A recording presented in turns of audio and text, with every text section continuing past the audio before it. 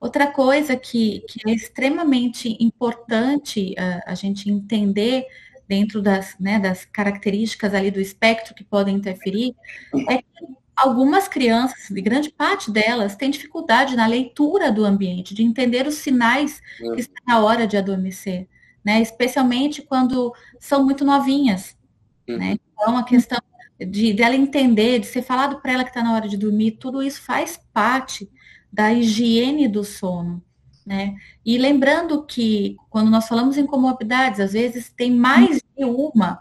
Então, aí eu não estou falando somente de crianças tão pequenas, mas crianças que têm o transtorno de déficit de atenção e hiperatividade associado, um transtorno de ansiedade, até mesmo uma epilepsia, vão ter ainda prejuízos maiores no sono. uhum. Sabemos também que muitas crianças no espectro autista apresentam seletividade alimentar. E com relação a essa seletividade alimentar, alguns alimentos, porque nem sempre a gente, quando fala em seletividade alimentar, estou falando isso para algumas mães que estão tendo diagnóstico agora, que estão aqui nos assistindo, nós sempre pensamos que a causa seria sensorial. Mas nem sempre é somente sensorial.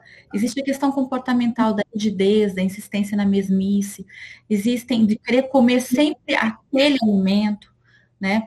E existem alguns estudos que fizeram em relação à seletividade alimentar, que eles mostram uma preferência, estou colocando entre aspas, por carboidratos. Uhum. Então, uma dieta rica em carboidratos, ela dá maior flatulência mesmo, deixa a criança desconfortável, né, da dorzinha abdominal, isso também vai prejudicar o sono.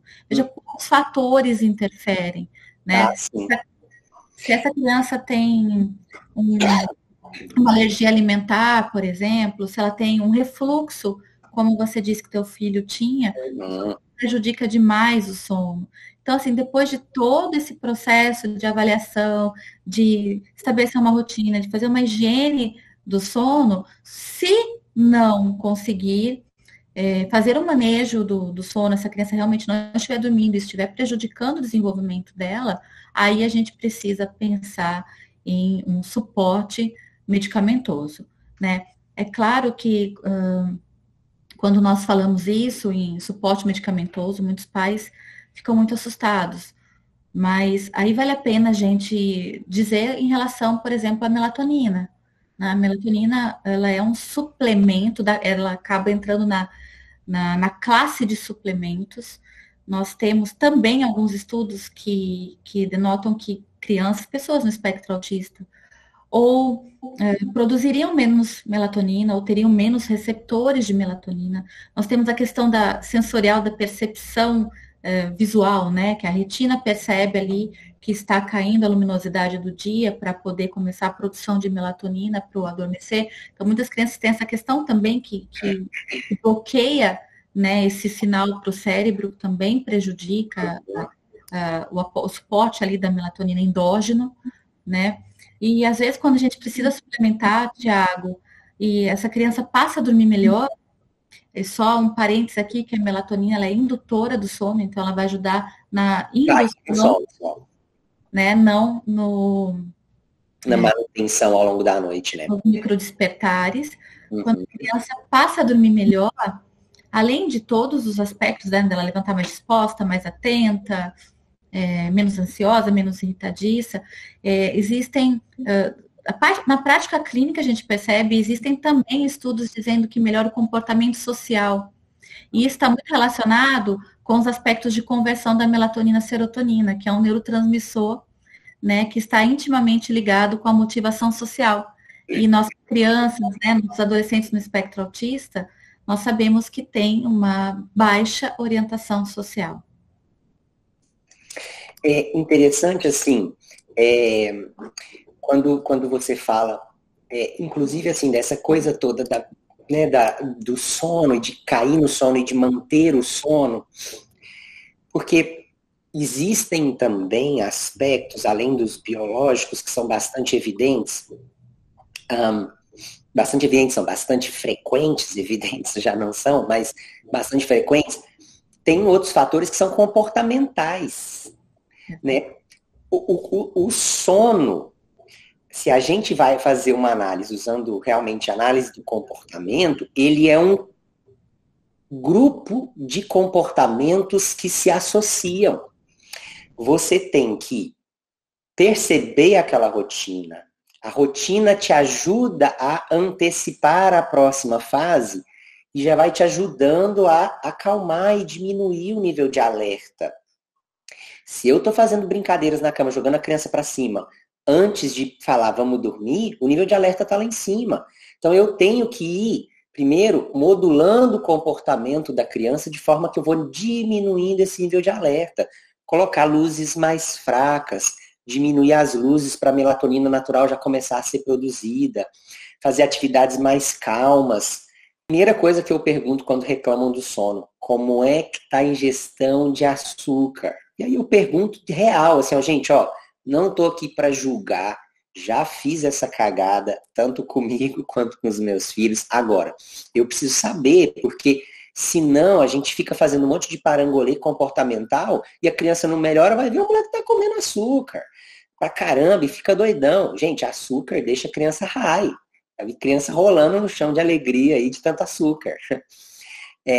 Então, assim, isso tudo para chegar em um outro aspecto que é, depois que a gente chegou a abaixar um pouco o nível de alerta e deitar na cama, existe um processo de autorregulação, que, né, nas crianças com autismo já não é lá geralmente a grande força, porque a gente tem nessas crianças alterações na amígdala, em áreas do cérebro que vão dificultar a regulação não só emocional, mas tem alterações em glândulas que produzem também hormônios que vão atrapalhar muito frequentemente essa regulação também de nível de alerta.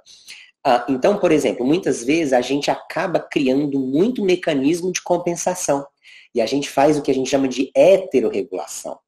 Tem criança com autismo que, para dormir, tem uma mamadeira, uma talagada de mamadeira morna, para encher o bucho, uma chupetona, a gente tem que deitar do lado e ainda tem que colocar a mão não sei de que jeito e bater de não sei que jeito.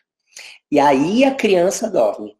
Só que tudo bem a gente dá o suporte necessário para cair no sono, né? No desespero a gente acaba fazendo e tudo bem. Agora, a gente tem que lembrar que isso tudo é suporte, que eu estou tirando da criança também a oportunidade de aprender a se autorregular, e aí ela não aprende ela mesma a dosar o nível de alerta, diminuir o nível de alerta, a deitar numa posição que favoreça o sono, a deitar numa posição que seja confortável para ela, a usar o próprio corpo, a fazer aquelas mexidinhas que a gente faz às vezes para achar uma posição mais confortável, a fazer aquelas mexidinhas que nos ajudam a nos reconfortar e acalmar, porque isso está vindo de fora, porque a gente aprendeu várias técnicas. Eu já vi mãe de criança com autismo que tinha que ficar chacoalhando o menino assim, ó, rapidinho, assim, ó,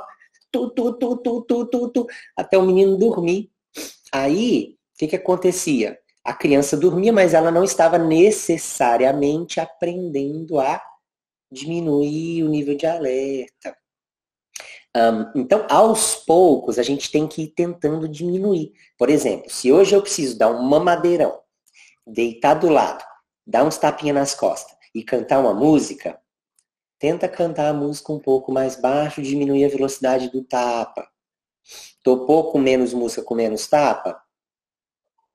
Tenta agora fazer interrupções na música e deixar intervalos sem música e intervalos com a mão parada nas costas. Tem que ser degrau por degrau, gente. Não adianta também falar assim, acabou, moleque, você vai dormir agora. Não vai.